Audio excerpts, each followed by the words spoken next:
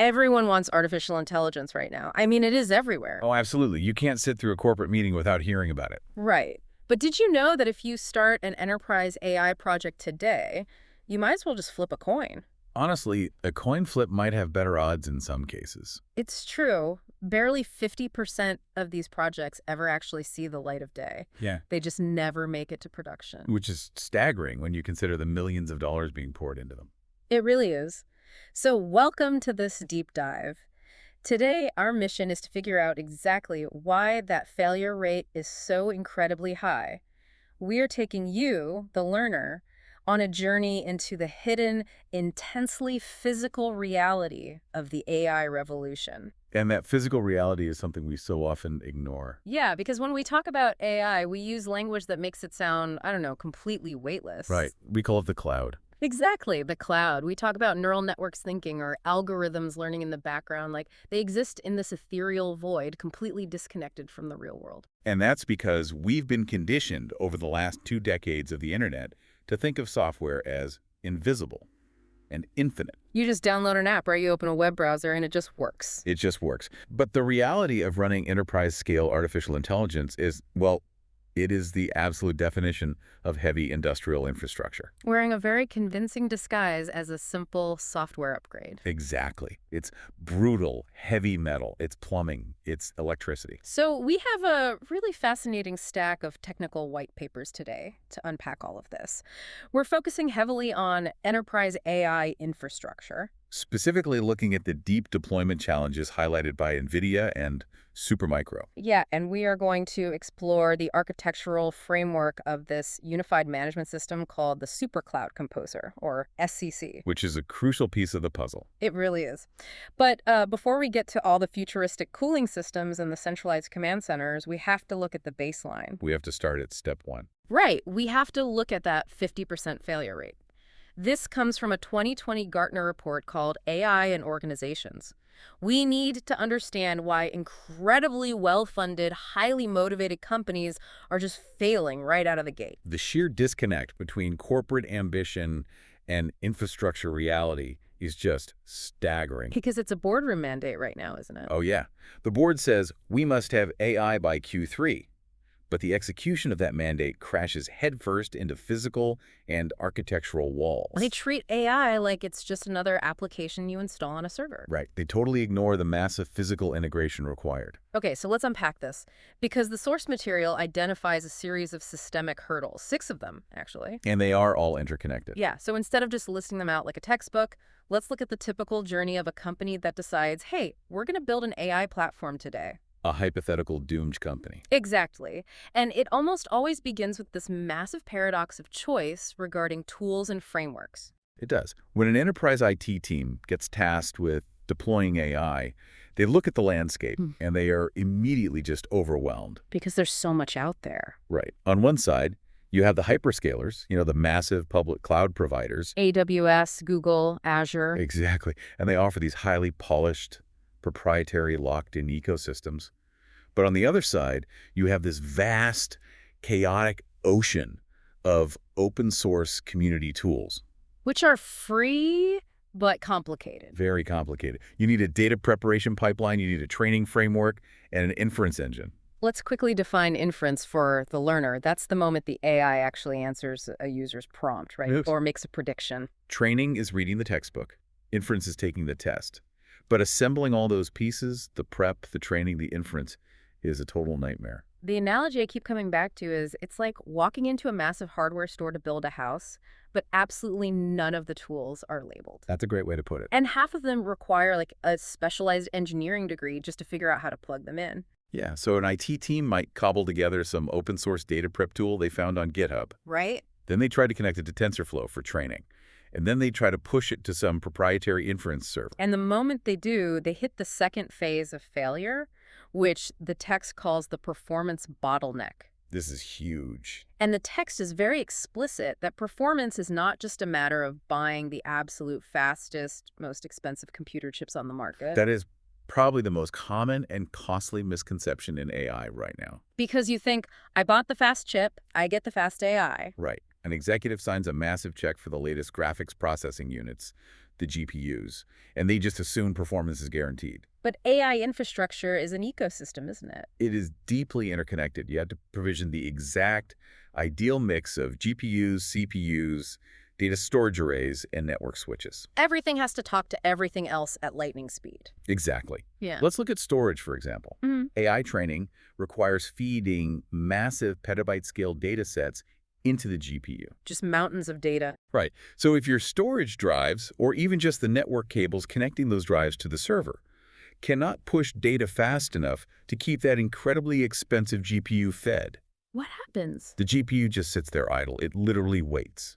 Wow. So you are paying thousands of dollars an hour for a supercomputer to essentially twiddle its thumbs. Just waiting for the data to arrive over a slow pipe. Yes, because a pipe is too narrow. Precisely. The system is entirely bound by its slowest component.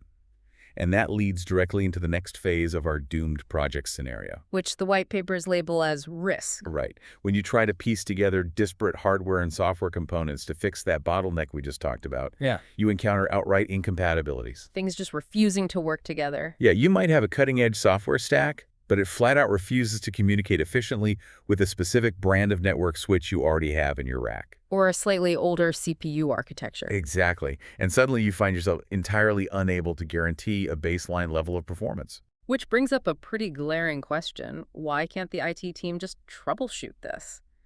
Which leads us to the next systemic failure point in the text. A massive lack of niche skills and support. This is a huge roadblock.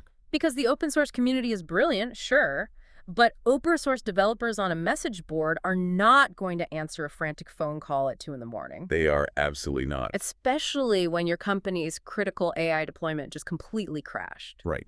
Successful AI projects require a blend of skills that traditional enterprise IT teams simply haven't had to cultivate until very, very recently. It's not just fixing printers anymore. No, it goes far beyond standard network administration.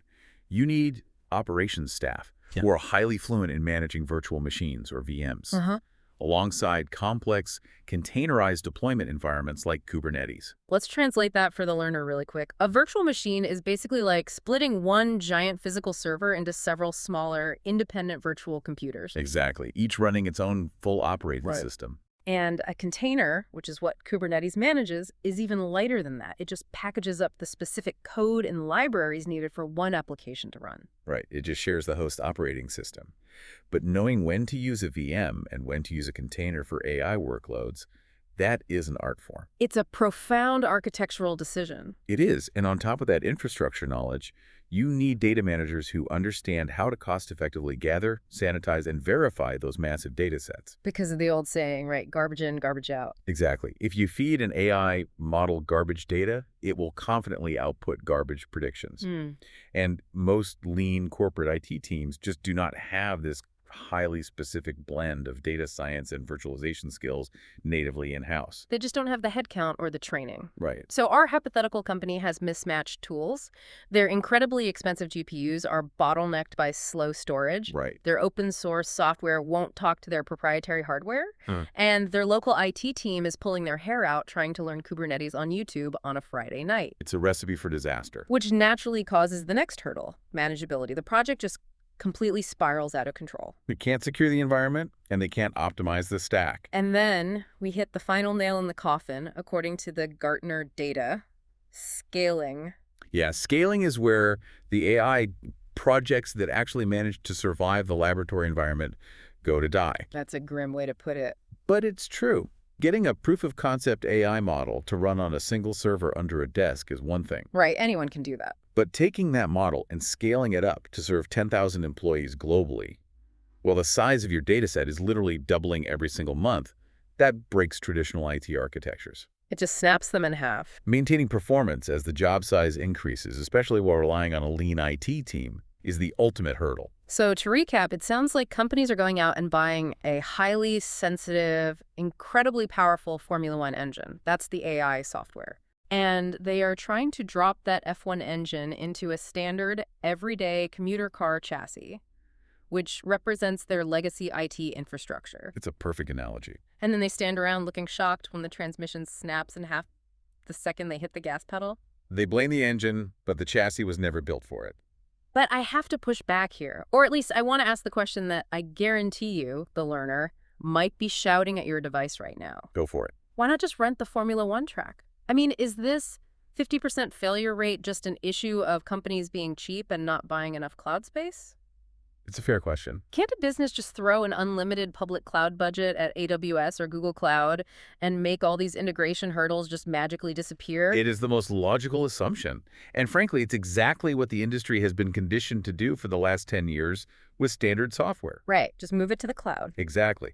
But throwing an unlimited public cloud budget at an enterprise AI problem actually exacerbates the manageability and risk hurdles in some really hidden ways. Wait, really? How? Because true success in AI requires heavily curated, hyper-optimized environments. But the hyperscalers have all the fast GPUs. Why wouldn't it work if I just rent them? Major public cloud providers offer phenomenal, highly scalable infrastructure, yes. But simply renting more raw compute space doesn't automatically solve the integration of your specific data tools. Oh, I see. It doesn't tune the performance for your unique neural network architecture. And it certainly doesn't suddenly grant your IT team the specialized data science skills required to orchestrate it all. You're still stuck with the software nightmare. You are. Furthermore, when you operate at the absolute bleeding edge of AI, you are dealing with multi-tenant cloud environments. Meaning you are sharing physical server infrastructure with other companies? Exactly. And that sharing can introduce microscopic latencies. Now, in standard web hosting, those latencies don't matter at all. If a web page loads a millisecond slower, nobody cares. Right. But in distributed AI training, where thousands of GPUs had to sync up perfectly, those microscopic latencies compound into massive delays. So you might be renting the Formula One track. But you are still trying to drive a poorly assembled car on it. Yes. That makes total sense. Renting a supercomputer doesn't mean you automatically know how to program a supercomputer. Not at all. Which brings us to a massive counterintuitive shift detailed in our sources today. Because of these very failures in the public cloud, companies are actively pulling AI workloads back in-house. It's a huge trend right now. They are repatriating their AI. They're actually building their own local data centers again. Which is wild if you think about it. It totally flies in the face of the move everything to the cloud mantra we've heard for a decade. Why on earth would a company take on the massive headache of building an on-premises supercomputer? Because the economics and the underlying physics of artificial intelligence fundamentally diverge from traditional software applications. They're just different beasts. Completely different. Our white papers detail very specific scenarios where on-premises AI infrastructure definitively beats the public cloud. Okay, let's go through them. The first, and perhaps most immovable reason, is data gravity and regulatory boundaries. Let's define data gravity clearly for the audience. It's the concept that data has a sort of physical weight or mass in a digital sense, right? Yes, that's exactly it. The more data you accumulate in one place, the harder it is to move it across a network. And naturally, all your processing applications and services just get pulled toward where that massive chunk of data sits, like planets orbiting a sun. That is exactly how it functions in enterprise architecture. Consider a major financial institution. Okay. They want to use AI to identify complex, high-frequency trading signals. To train that model effectively, they need to feed it decades of highly confidential, proprietary historical market data. And customer transaction logs. Internal communications, everything. Massive amounts of data that are heavily, heavily regulated by the government. Heavily regulated and fiercely guarded as a competitive advantage. For compliance reasons alone, that data legally cannot leave the physical building. It literally can't cross the threshold. It cannot be transmitted over public internet lines, and it certainly cannot sit on a server rack owned by a third-party cloud provider where the financial institution doesn't control the physical access keys. They need to own the locks on the doors. Exactly. And the same applies to healthcare. Imagine a healthcare provider training an AI on millions of high-resolution patient MRI scans. Oh, the HIPAA nightmare. The regulatory hurdles of HIPAA and patient privacy make moving petabytes of medical imagery into a public cloud a complete logistical and legal nightmare. And honestly, even if you could jump through all the legal hoops to move it, the sheer cost of moving it is astronomical. Which brings us to the second reason for repatriation. Runaway, unpredictable cloud costs. This is often referred to in the industry as the hidden tax of the cloud. The egress tax, right? Yes, cloud providers will happily let you upload your data to their servers for free or very, very cheaply. because they want you in their ecosystem. Right. Storage itself is relatively inexpensive. But the moment you want to move that data back out or extract the massive amounts of insights generated by your AI, what we call data egress, the meter starts running. It runs at an aggressive rate. Very aggressive. So if you are constantly shuffling petabytes of data back and forth to feed your AI model, the network transfer fees alone will bankrupt the project. I've heard horror stories of companies getting cloud bills that look like phone numbers. Oh, they happen all the time. The cost of data egress can quickly rise to completely unacceptable levels as an AI project scales from a small proof of concept to enterprise-wide production. So the math just changes at scale. It does. It becomes significantly more cost-effective to bring the compute power to where the data already lives, rather than trying to push the data across the internet to where the compute power lives. The text also emphasizes the third point, the need for custom hardware configurations. Yes, that's crucial. If you are doing highly specialized AI research, you might need a very specific ratio of CPU memory to GPU memory that a generic, off-the-shelf cloud tier just does not offer. You need total control over the architecture. Right. You need performance that can be strictly assessed and guaranteed down to the microsecond before you deploy. Which the public cloud won't guarantee. But there is a fourth reason for bringing AI in-house that I found deeply fascinating, and it relates to hardware repurposing. Yes, this is a huge selling point for CFOs. What's fascinating here is the sheer flexibility that modern virtualized infrastructure allows. The source material highlights the NVIDIA A40 GPU as a prime example of this versatility. Let's talk about the A40. These GPUs are massive capital investments. If an enterprise purchases racks of them for an on-premises data center, the CFO is going to demand they run 24 hours a day, 7 days a week to maximize the return on investment. Like we said earlier, you don't buy $1 million machine to let it sleep on the weekends. Exactly. But AI training isn't always a continuous flatline workload. It's bursty. You train a model, and then maybe you analyze it for a few days before training again. Right. So modern virtualization allows a company to use their on-prem AI infrastructure for completely different tasks, depending on the time of day or the current demands of the business. The white papers specifically mention using these servers for virtual desktop interfaces, or VDI. Walk us through a day in the life of this hardware. Okay, imagine an automotive engineering firm. Okay.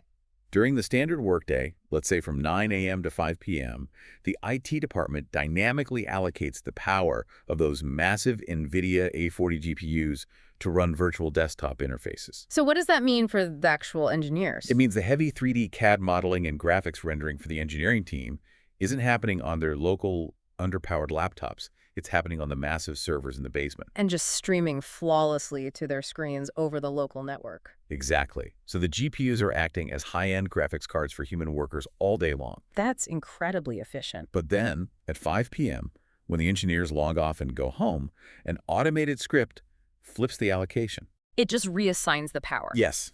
Those exact same physical GPUs are instantly repurposed to run intense, resource-heavy AI machine learning training workloads all night long. While the engineers sleep. While they sleep. The hardware literally never stops generating value. You achieve a level of physical hardware utilization that is incredibly difficult and expensive to orchestrate when you are just renting ephemeral cloud instances by the hour. It's like having a delivery truck that magically turns into a taxi at night. You're just maximizing the asset. That's a perfect way to look at it. To make this on-premises dream a reality, though, we still have to overcome those 6 hurdles we talked about at the beginning. Right, they don't just go away. You can't just dump a pile of shiny new GPUs in a server room and expect the IT guys to figure it out by Monday. Yeah. So our sources, Supermicro and NVIDIA, they offer a solution they call pre-certified interoperable bundles. This is the industry's answer to the integration nightmare. They specifically highlight a software suite called NVIDIA AI Enterprise, which is designed to run on VMware vSphere, layered onto NVIDIA-certified hardware systems. It is a turnkey approach. Instead of the local IT team acting as amateur software engineers, trying to stitch together open-source data prep tools with inference engines. Which we know ends in disaster. Right. Instead of that, NVIDIA AI Enterprise packages the entire lifecycle into one heavily tested suite. And it handles every phase, doesn't it? The text mentions it includes NVIDIA Rapids for the data preparation phase. which is traditionally a massive bottleneck. Yeah, it also includes TensorFlow and PyTorch, which are the industry standards for training the neural networks, and it includes TensorRT and the Triton inference server for scaling the final product so end users can actually query the AI without it crashing. It provides the entire Formula One car, fully assembled and tuned by professionals. But the most crucial architectural decision here, I think, is that all of this runs within a familiar VMware environment. That is the secret sauce. Right, because nearly every enterprise IT team on Earth already knows how to use VMware. It has been the absolute gold standard for standard server virtualization for years. Decades, really. So you aren't forcing your IT department to learn an entirely new operating paradigm or a deeply complex container orchestration system like Kubernetes overnight. It gives the enterprise a fast, highly cost-effective on-ramp. They can deploy these incredibly complex AI workloads using the dashboard, the security policies, and the disaster recovery environments they already understand. They're comfortable with it. Extremely comfortable. Yeah. And through modern hypervisor technology, they can achieve near bare metal performance. Which means the virtualization layer barely slows down the GPUs at all. Exactly. It's almost one-to-one performance. Okay, I see the financial logic here. Run your 3D graphics by day, run your AI by night, keep your proprietary data locked in your own building, completely avoid the cloud egress tax. It makes a lot of sense on paper. And you use a prepackaged software suite so your IT team doesn't quit out of pure frustration. But I have to ask a very specific operational pushback question here. Please do. If cloud costs are unacceptable because of the massive scale of the data, aren't we just shifting that massive financial and operational burden directly onto a lean, local IT team? It's a valid concern. We are basically asking a standard corporate IT department, guys who fix email servers, to suddenly manage what is effectively a supercomputer in their basement. How do they actually handle the hardware integration without causing a fire? If we connect this to the bigger picture, this exact anxiety is why the concept of pre-tested certified systems was invented in the first place. Okay. The text specifically highlights hardware like the NVIDIA HGX A100 baseboards. These are available in 8 GPU and 4 GPU configurations. We need to be very clear about what these are. They aren't just standard motherboards. No, these are incredibly complex, densely packed, incredibly sensitive machines. The networking required just to allow the 8 GPUs inside a single server to talk to each other without bottlenecks is mind-boggling. It's essentially a proprietary network just inside the box. Exactly. NVLink. So the local IT team isn't expected to build these from scratch. They aren't buying the GPUs and snapping them into PCI slots like a gaming PC. No, and they shouldn't try. The turnkey, pre-certified approach means that Supermicro and NVIDIA engineers have already spent thousands of hours in a laboratory testing these exact configurations. They've done the hard part. They guarantee that the motherboard, the network switches, the GPUs, and the software stack are completely interoperable before it ever ships on a pallet. The local IT team doesn't have to play mad scientist. They don't have to spend 6 months buying different cables and RAM sticks trying to figure out why the system keeps crashing under a heavy load. Exactly. The risk hurdle is almost entirely mitigated because the certification process has done the rigorous stress testing for you. So they can just plug it in. Basically, this allows a business to start small and, more importantly, predictably. They can buy a single certified 4U server, which just means it takes up 4 standard slots in a server rack. Right. They run their proof of concept on that one box, and when they inevitably need to scale, they just buy another identical certified block. The scaling becomes mathematically predictable rather than an operational guessing game. So the business makes the logical choice. They decide to build this on-premises AI powerhouse to save money over the long term and protect their data. They buy several racks of these pre-certified Supermicro servers packed with high-powered A100 GPUs. A huge investment. Massive.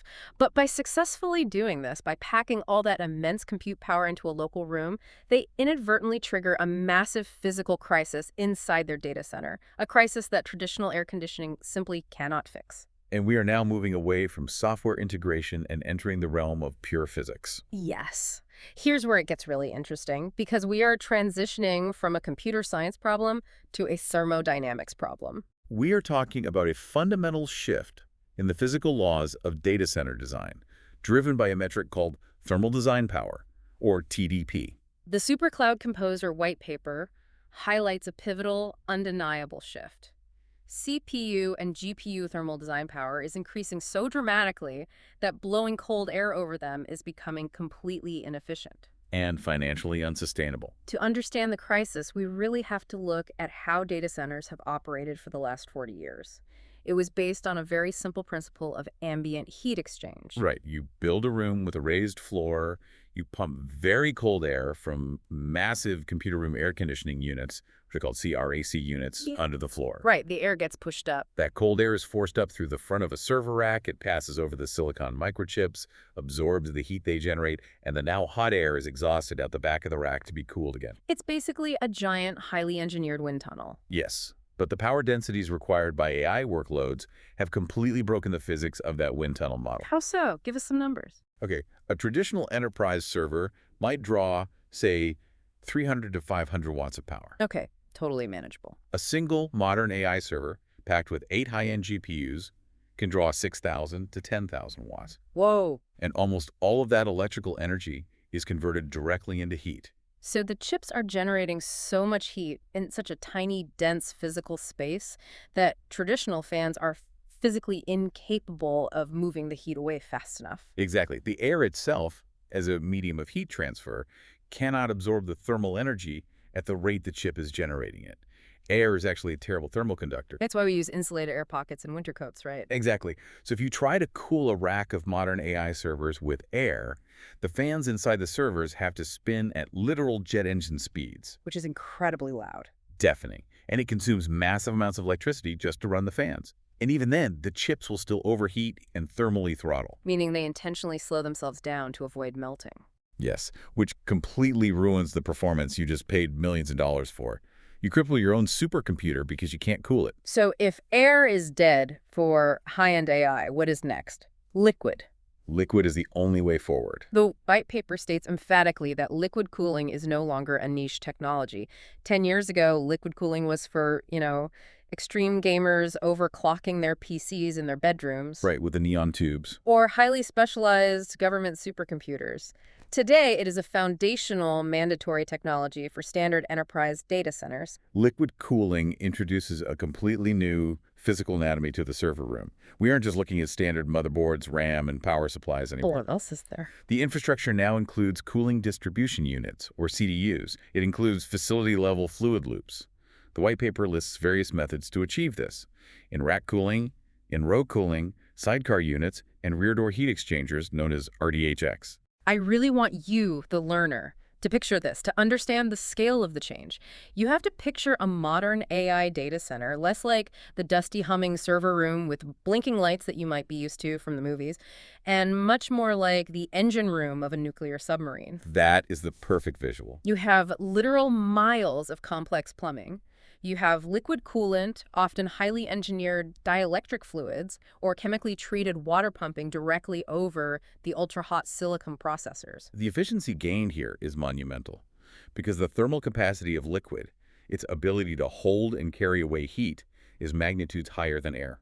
How does it actually touch the chip? Direct-to-chip liquid cooling uses something called a cold plate. This is a highly conductive piece of metal sitting directly on top of the GPU or CPU. Like a heat sink, but for water. Exactly. The liquid flows through microscopic channels inside the cold plate, captures the heat right at the absolute source of generation, and carries it away instantly. And what about the rear door heat exchanger, the RDHX? How does that work? An RDHX is a fascinating transition technology. Imagine replacing the back door of a standard server rack with a massive radiator. It looks very similar to the radiator in the front of a car. Okay, I can picture that. As the servers blow hot air out the back, that air immediately passes through this radiator, which has chilled liquid pumping through it. The liquid absorbs the heat, and the air that exits the back of the rack is actually room temperature again. So it completely neutralizes the heat output of the rack before it even hits the room. Exactly. You don't even need to run the massive room air conditioners as hard. All of this drastically reduces a metric the white papers mention: PUE, or power usage effectiveness. Let's explain PUE really quickly. Sure. It's a ratio that describes how efficient a data center is. A PUE of 2.0 means that for every 1 watt of power used to run the actual servers, you have to spend another 1 watt of power just to run the air conditioning to cool them. Which is terribly inefficient. Right. But liquid cooling drives that number way down, close to 1.1 or 1.2, saving massive amounts of electricity. And it prevents the massive physical footprint expansion that would be required if you tried to space out air-cooled servers enough to keep them from melting each other. Okay, the submarine analogy makes the physics clear, but operationally, I have to admit, it terrifies me. Oh, it terrifies a lot of IT directors. Because if you are putting literal water or any kind of conductive liquid coolant directly inside a server rack that is pumping thousands of watts of high voltage electricity, what happens when a pipe leaks? Right. Who is watching the plumbing? It is a totally valid fear, and it represents the crux of the operational challenge in modern IT. This shift from air to liquid places a massive, unprecedented new operational burden on chief technology officers and local IT leaders. Their job descriptions have fundamentally changed overnight. They used to just worry about network uptime, patching software, and making sure the Wi-Fi worked in the conference room. Now they have to actively manage thermodynamics. They have to manage fluid dynamics. Power and cooling used to be relatively fixed operational inputs. You built the room, you turned the massive AC unit on to a set temperature, and you just paid the monthly power bill. It was completely static.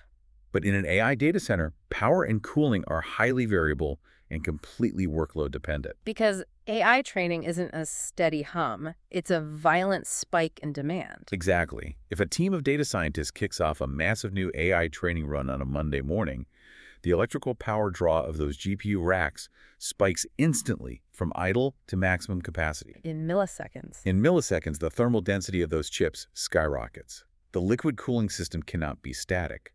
It has to instantly recognize that heat spike, ramp up the fluid pressure in the CDUs, and increase the flow rate of the coolant to match the heat generation perfectly. And if the cooling system lags even a few seconds behind the compute system, The chips overheat and throttle, degrading performance. Or worse, if the safety mechanisms fail, they literally burn up. you now have thousands of liquid-cooled, incredibly dense AI servers running business-critical workloads.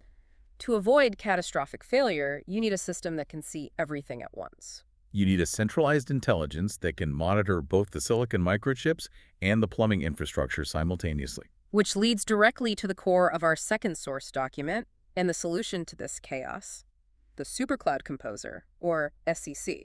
You need a conductor, a master control system to manage the symphony of silicon, electricity, and water. SuperCloud Composer is introduced in the white papers as a unified architectural framework. The key phrase they use repeatedly is providing a single pane of glass. That's the holy grail of IT management. It is software designed for deploying and operating modern data centers, but its specific critical value is bridging the operational gap between AI workloads, standard enterprise IT, and these new complex liquid-cooled environments. Let's contrast this with how things used to be done, because understanding the old way makes the value of SCC much clearer. The text notes that traditional IT infrastructure models rely on fragmented management tools and siloed departments. In a traditional setup, the facilities team manages the cooling and the power coming into the building. They're usually looking at an industrial software dashboard down in the basement somewhere. Right. And the networking team manages the routers and switches on a completely different dashboard up in their office. And the IT server team manages the operating systems and the actual server hardware on a third separate dashboard. They are completely siloed. They don't talk to each other. And that fragmentation limits visibility. If a server starts overheating, the server team sees a high CPU temperature alarm, but they have no idea if it's because the server fan is broken or if the facilities team's air conditioner just failed. Because they can't see the AC data. That lack of cross-communication makes automated, intelligent responses almost impossible. But with SCC, they are treating the modern data center as a single integrated living organism rather than a collection of isolated hardware racks. Yes. It provides what the documentation calls day 0 to day 2 life cycle management. Let's define those days for the learner because it's a very common industry term. Day 0 represents the initial design and discovery phase. You plug the hardware in, and the system automatically discovers what it is, what its capabilities are, and maps the network. And day 1. Day 1 is the provisioning and deployment phase. This is where you actually install the operating systems and configure the network settings at scale. And day 2 is everything that happens after the ribbon-cutting ceremony. It's the ongoing daily operations, monitoring system health, deploying firmware updates, and ensuring compliance. And SEC centralizes all three of these phases into one dashboard. So what does this all mean in practice? Why is a single pane of glass so utterly critical here? I think about it like this. If your server load spikes because of that massive AI training job we talked about, your electrical power draw spikes instantly. Because of that, your cooling needs to ramp up simultaneously to catch the resulting heat wave. If compute, power, and cooling are managed by three different tools that don't communicate, the lag in human communication, literally someone picking up a phone to call the facilities guy, will cause a thermal event. The chips will fry before the phone rings. Exactly. SEC aligns system health, power consumption, and cooling behavior into one single automated control plane. It creates a state of total cooling awareness across the IT stack.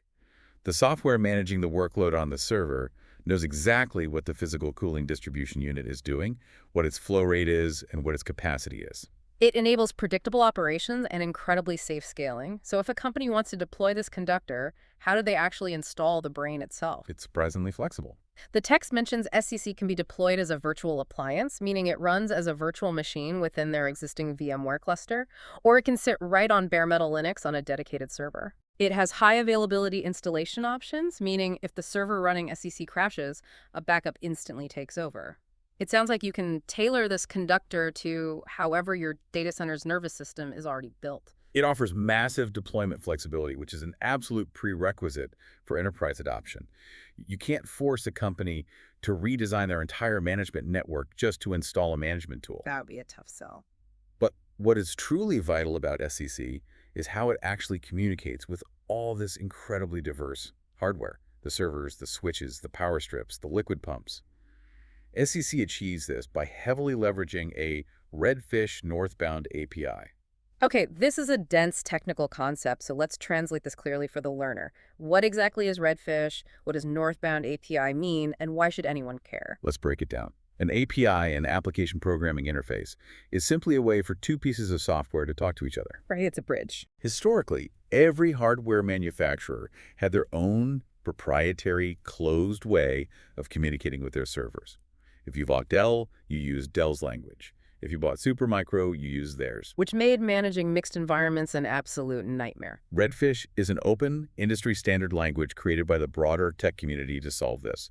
It replaces older, clunky, legacy interfaces. It's essentially an agreed-upon universal translator for server hardware. Exactly.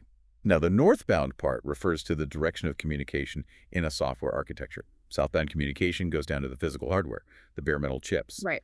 Northbound communication goes up, presenting that low-level hardware data in a clean, standardized format to higher-level management software like SCC. By utilizing Redfish, SCC ensures it isn't locking a customer into a single proprietary ecosystem. So because it speaks this universal standard, SCC can integrate with and manage supported hardware across the data center, even if it's non-Supermicro infrastructure. It provides extensibility without vendor lock-in. You aren't just buying a remote control that only works on one specific brand of television.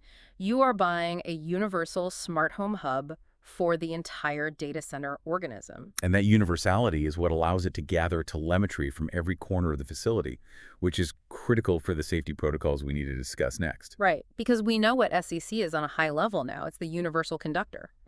But let's dig into the actual granular telemetry and the safety protocols it runs minute by minute to keep the AI alive. This is where it gets really intense. Because Section 5 of our deep dive is where the life or death reality of this liquid-cooled infrastructure becomes starkly apparent. The core features of SEC are incredibly expensive. It provides detailed, real-time telemetry across the board.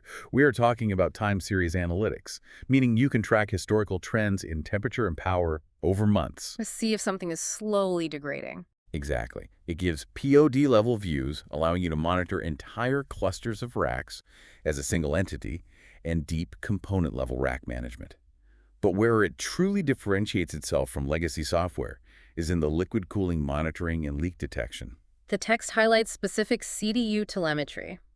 SCC is constantly monitoring the flow rate in liters per minute, the exact temperature of the coolant entering and exiting the rack, and the internal pressure of the liquid lines. They're a single metric. And then there is the leak detection and safety feature, which includes automated alerts and a critical function they call policy-based enforcement. This is where we must return to your very rational fear of a pipe bursting inside a server rack. In a legacy IT environment, if a water sensor detects a leak, the management software might sound an alarm in a control room or send an automated email to an IT administrator. An email that the administrator might not see because it's 3 a.m. on a Saturday and they are asleep, Right. and while they sleep, water is spraying onto high-voltage AI servers. Exactly. The human response time is simply too slow to prevent catastrophic hardware destruction and potential fire hazards. But SEC uses policy-based enforcement. This means the administrators define strict rules ahead of time. If X happens, SEC must immediately execute action Y without waiting for human approval. So let's walk through the 3 a.m. leak scenario with SEC in control, if I'm understanding the mechanics correctly. A microscopic leak occurs at a hose joint inside a GPU server. Instantly, SEC detects a tiny anomalous pressure drop in the cooling distribution unit telemetry, or a physical leak rope sensor is triggered in the bottom of the rack. Yes, SEC instantly cross-references that sensor data with its spatial map of the data center to isolate exactly which server rack and which specific server unit is affected. And then, instead of just sending an email, SEC reaches out over the network to the Intelligent Power Distribution Unit, the PDU, which is essentially a massive, highly advanced power strip in the back of the rack. Exactly. Because SEC has PDU outlet and power path mapping, it knows exactly which physical power cable correlates to the specific server that is getting wet. It acts surgically.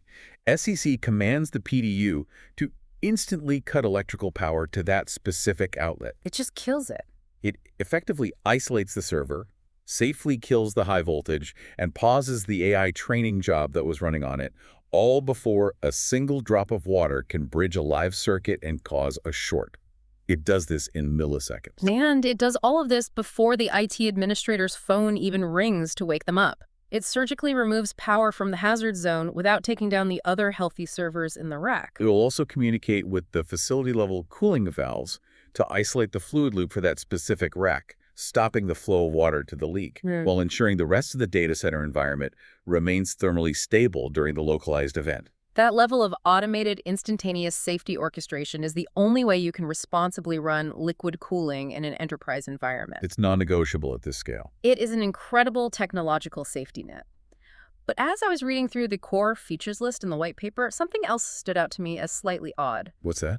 Right alongside this life or death leak detection and liquid cooling flow monitoring, the document lists GPU firmware lifecycle management as a major foundational pillar of SEC. This raises an important question. Yeah. Why is the management of software firmware elevated to the exact same critical operational level as stopping a literal water leak? Yeah, I mean, in my personal experience, updating firmware is something you put off on your laptop for 3 weeks because the pop-up is annoying and you don't want to restart. We all do it. Why is firmware management considered a life or death issue for an AI data center? Because in massively scaled mixed compute fleets, especially environments that span multiple generations of hardware purchased over several years, mismatched firmware acts as a silent, invisible killer of AI projects. Invisible how? Let's look at the architecture. In a modern AI cluster, you might have thousands of GPUs communicating with each other continuously at terabytes per second to train a single model. They are acting as one giant distributed brain. Exactly. But every physical component in that network, the GPU, the network interface card, the server motherboard, has its own micro-operating system called firmware. A critical piece of this is the baseboard management controller, or BMC. Let's explain the BMC. It's essentially a tiny, independent computer built right onto the motherboard of the main server. Right. It has its own processor, its own memory, and its own network connection. It runs even when the main server is completely powered off. It is the back door that administrators use to remotely turn the server on, monitor its physical temperature, and read hardware errors. It is the ultimate root of trust for hardware telemetry. Now imagine a cluster of 500 servers. If even one of those nodes has an outdated BMC firmware version or a slightly mismatched network adapter firmware, it might misreport its temperature, or it might process network packets slightly slower than the other 499 servers. And because AI training is a synchronized process across all nodes, that one slow server forces the other 499 incredibly fast, expensive servers to wait for it. It's the weakest link in the chain scenario. You're paying for 500 GPUs, but you're getting the speed of the one slowest firmware. Worse than just slowing down, mismatched firmware can cause silent data corruption. The network packets drop, The AI model calculates slightly incorrect weights, and weeks of incredibly expensive training compute are ruined without any obvious alarm bells going off. Oh, wow. And the operational nightmare is that diagnosing a subtle firmware mismatch across tens of thousands of components manually is virtually impossible. If an AI model fails, a human administrator will spend weeks looking for a bug in the software code or assuming a GPU physically broke, when the reality is just a version mismatch on a tiny controller chip. That is exactly why SEC centralizes this. SEC acts as the single source of truth for all BMC data and IPMI data. IPMI being the Intelligent Platform Management Interface, the protocol the BMC uses to communicate. Right. SEC inventories every single firmware version across the entire fleet. It provides controlled, synchronized firmware updates, version visibility, and ensures absolute compliance across the facility. It protects the multi-million-dollar investment by guaranteeing that every piece of silicon is speaking the exact same dialect of the exact same language. It's just as important as keeping the water out. So the conductor is protecting the machines from the water, and it's protecting the machines from themselves. This level of granular control sounds absolutely incredible if you are standing in a single, massive, pristine server room. But enterprise AI doesn't just live in one air-conditioned room anymore. No, the perimeter is expanded completely. As we look at the final section of our outline, we have to look at the reality of modern corporate architecture. How does this system handle a globally distributed company? The white paper explicitly defines three major deployment domains for SuperCloud Composer to address this reality. What's the first one? The first domain is what we have primarily been discussing: cloud, hyperscale, and high-performance computing environments. This is the massive centralized data center providing unified visibility for high-density AI and GPU infrastructure. Your traditional massive server farm. Right. The second domain is enterprise data centers. This is a crucial transitional domain. Here, SCC is deployed to bridge the gap.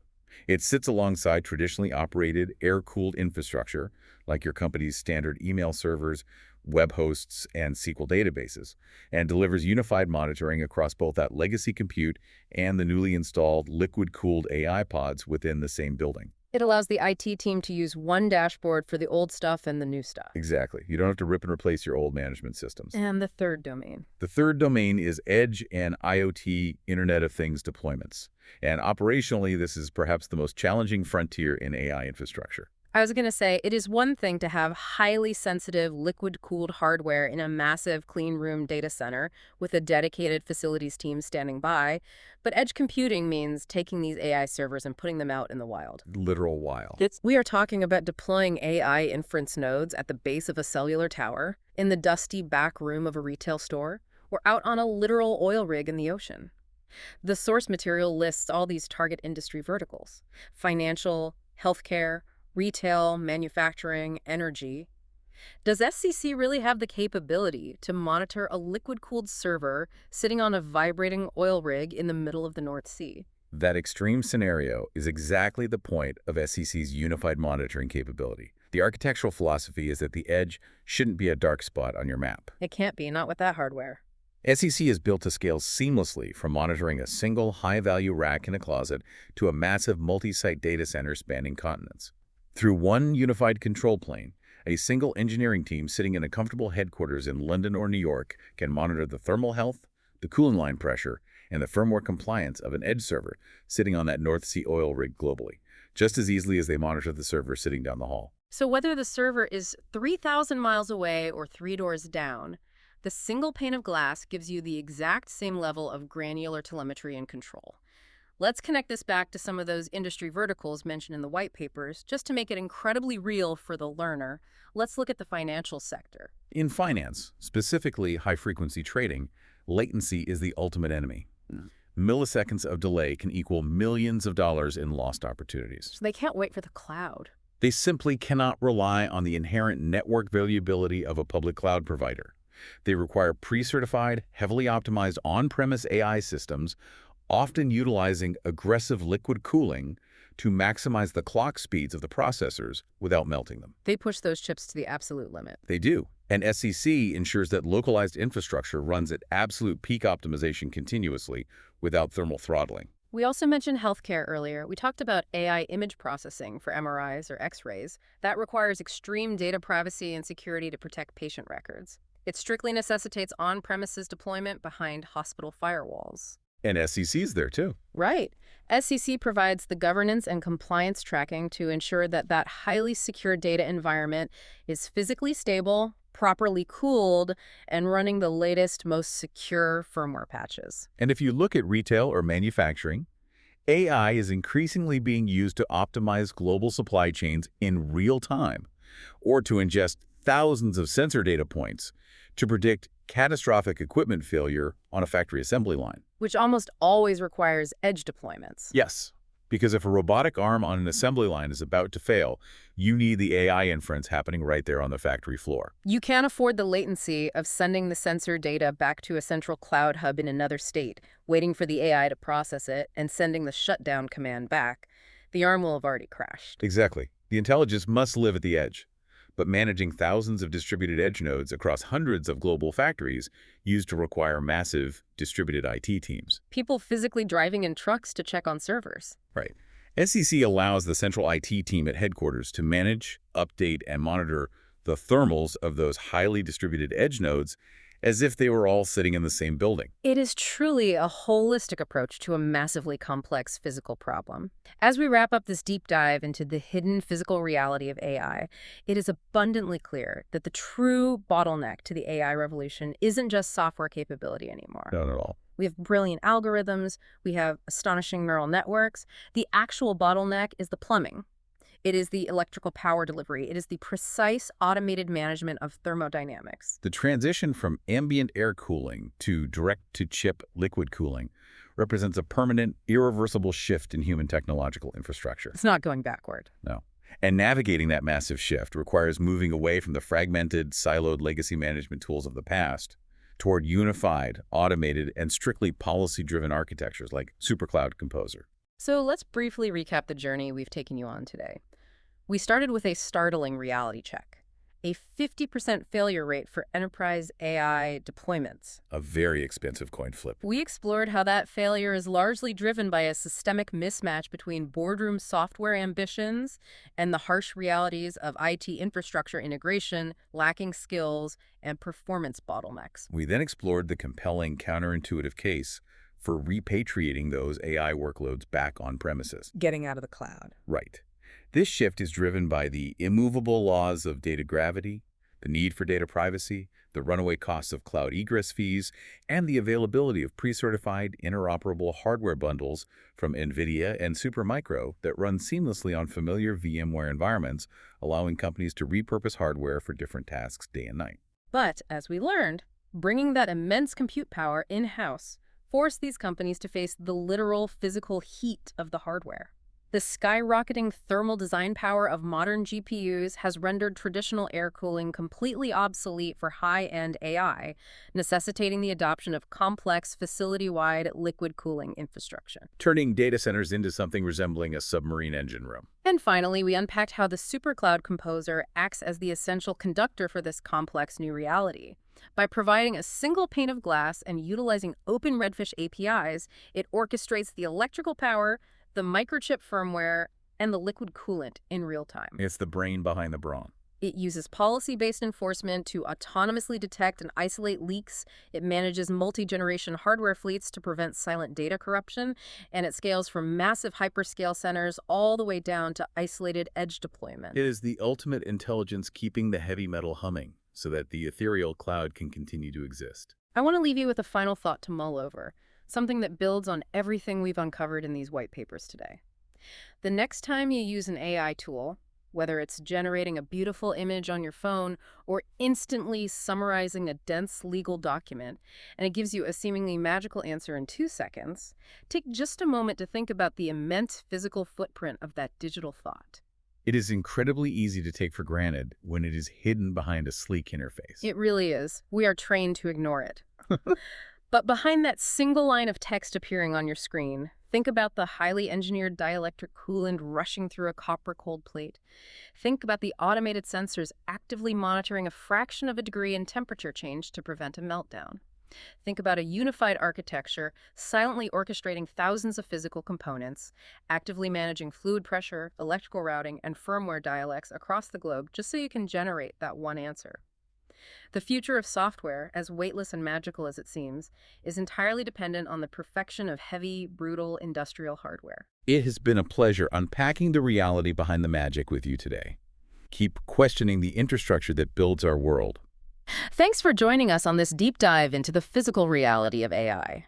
Until next time, stay curious and keep learning.